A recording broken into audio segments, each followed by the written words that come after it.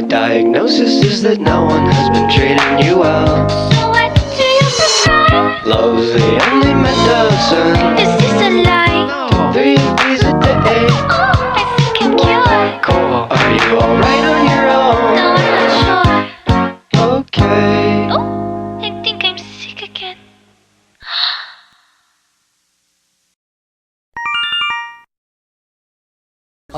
Mark, the 90s called. They want their fanny pack back. The grave called. They want you in it. Is this private? I don't... You can just live off the land, right? Like, that's how the settlers do. They just live off the land, right? It's looking a bit, land's looking a bit barren. The corn or wheat or, frankly, whatever that was, I was hoping for, you know, a garden of gourds, mushrooms, cucumbers, tomatoes, but I'm getting more like a kind of a Chernobyl vibe. You know, just like the settlers before me, I'm just gonna, you know, make the best of it and hopefully rely on those for sustenance, you know, keep me through the winter. Who's it? Get that. Do you have the crossbow? Who's got the crossbow? That can be sustenance. No. Shh. You stay there. No! You son of a... I'm not... The land is being hard to live off, dude, all right? It's starting to piss me off a little. Hello, everybody. My name is Markiplier, and I am officially back. Yes!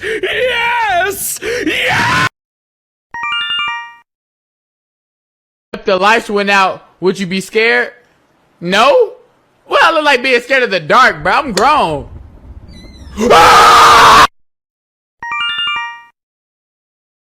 Hey, Michael, is that you? It's not Michael. Excuse me? Are you British? Oh no. Hatsune Miku does not talk to British people. We are outside the meeting in your mom. Circus. Pipepow. So good. I want to tip fancy for it.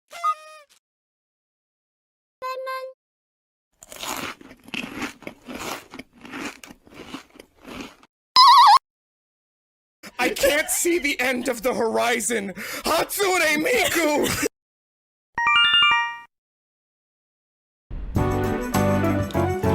Tom, have you seen my copy of the greatest movie of all time? 17 again? Yeah. Pretty sure it fell in the hole. What hole? Oh my god! What is that? There's a hole. Yeah, I can see that. What's it doing there? Well, I woke up this morning. Then there was a hole. What are you going to do about it? I put a rug over it. Yeah, it fell in the hole. Should we call the police or something? Oh yeah, I called the police, yeah. Well, where are they? They're in the hole. Where is your girlfriend? Tom, where is your girlfriend? She's at work. Oh. Where does she work? In the hole. God! How deep even is this thing?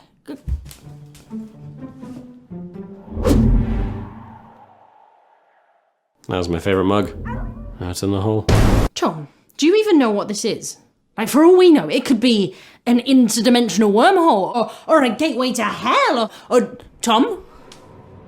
Tom? Tom! Hey, what's up? I got a snack.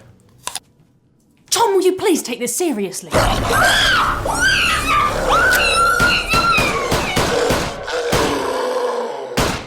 was that? Hole person.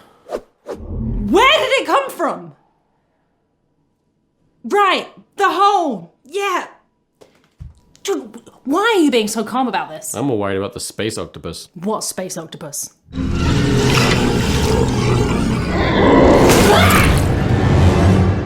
That one. Oh, here it is. Oh, shit. Another story I heard about myself. This one happened in high school. We had this teacher in high school whose kid went to our high school. His name was Mr. McNamara, and his son Jake McNamara went to our high school. He was a sophomore when I was a senior, so he was 2 years behind me.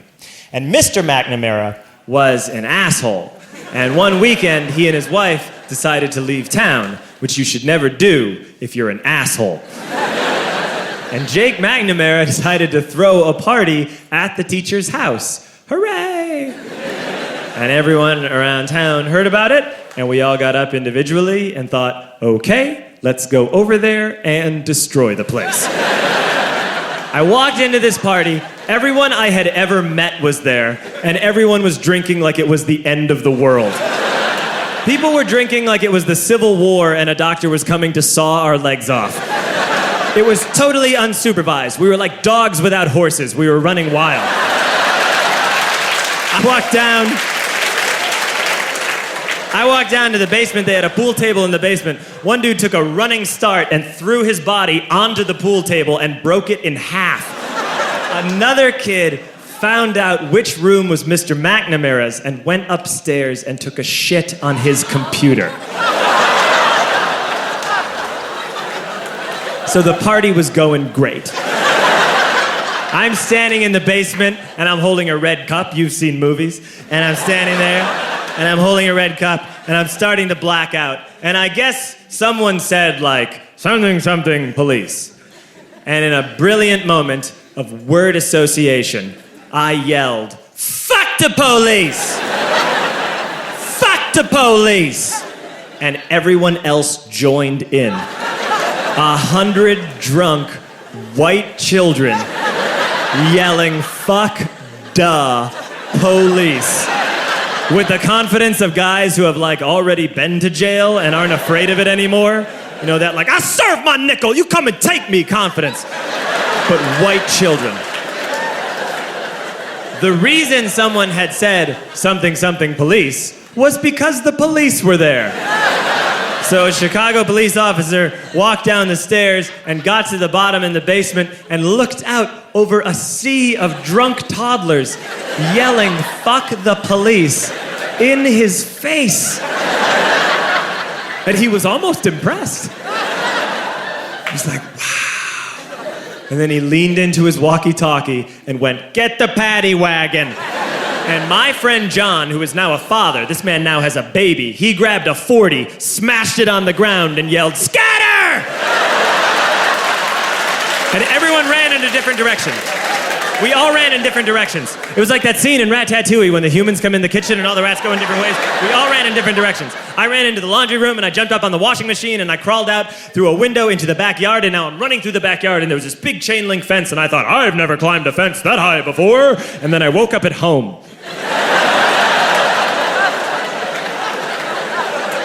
On Monday, I went to school because that's what we did back then. And I'm walking into the school building, and who do I see but Jake McNamara? And he says to me, hey, were you at my party on Saturday? And I said, no. You know, like a liar. And he said things got really out of hand. Someone broke the pool table. Someone took a shit on my dad's computer. But the worst thing, he says, the worst thing is that someone stole these old antique photos of my grandmother, and my parents are freaking out about it. And I had that thought that only blackout drunks and Steve Urkel can have.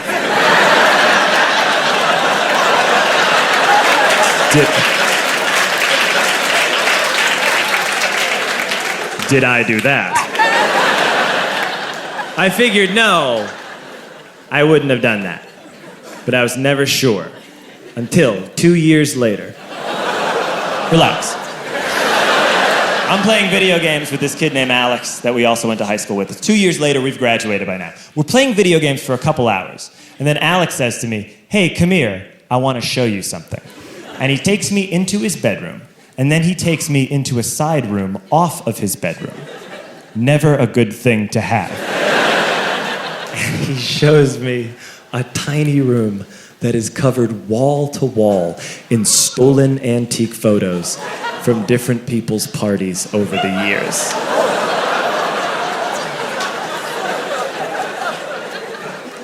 And I said, why? Why do you do this? And Alex said, because it's the one thing you can't replace.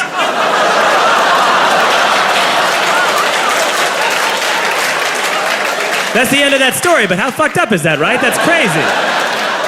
So I don't drink anymore.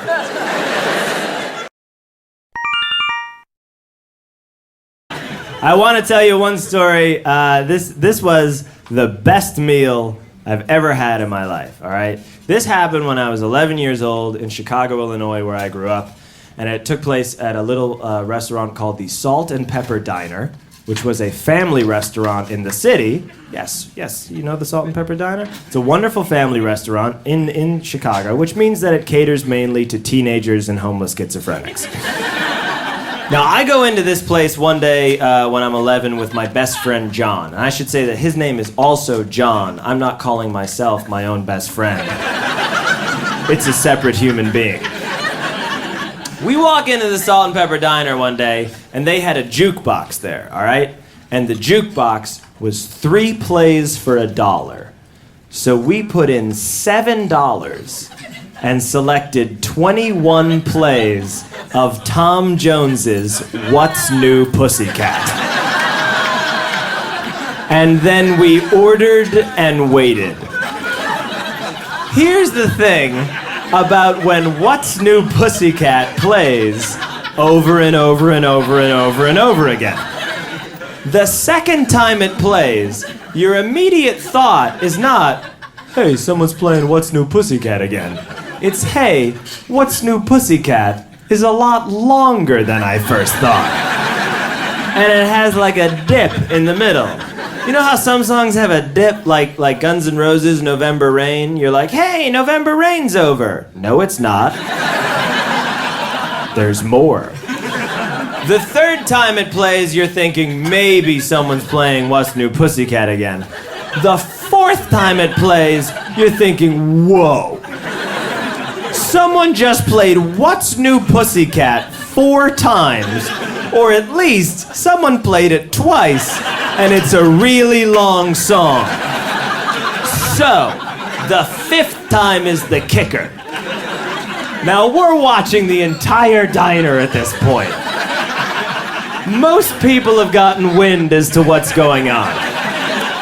And we're staring at this one guy, and he's sitting in his booth, and his hand is shaking while his stupid kids jump around, and he's been onto us since the beginning. And he's staring at his coffee cup like this, and he has this look on his face like he just got his 30-day chip from anger management. And he's staring like this, and the 4th play fades out. It's dead quiet. And then, I don't know if you know this, but the song begins very subtly. Bwah, bwah, What's New Pussycat? And the guy goes, God damn it! And pounds on the table, and silverware flies everywhere, and it was fantastic. But a word about my friend John, and what a genius he was. Because when we were first up at the jukebox, and we were punching in the What's New Pussycats, all right? I'd punched in about 7. And then John says to me, hey, wait. Before we drop in another What's New Pussycat, let's put in 1 It's Not Unusual. And that is when the afternoon went from good to great. After 7 What's New Pussycats in a row, suddenly, it's not unusual, and the sigh of relief has swept through the diner. People were ecstatic. It was like the liberation of France. You know, for years, scientists have wondered, can you make grown men and women weep tears of joy by playing Tom Jones's It's Not Unusual? And the answer is yes, you can.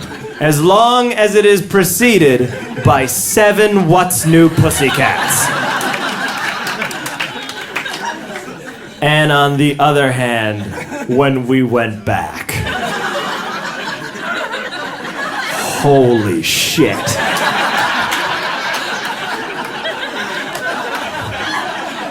It's Not Unusual fades out.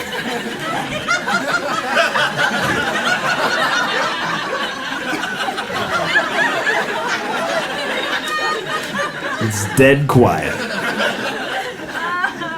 What's new, pussycat? People went fucking insane. No one could handle it. No one could handle it. And they were surrounded by this, like, seemingly indifferent staff, you know, that was just like, yep, same shit as always. My only wish is that one of the schizophrenics had stood up and been like, now you know. Now you know what it's like to live in my brain. They unplugged the jukebox after 11 plays. And that was the best meal I've ever had. Thank you very much, San Francisco. This was great. Thank you.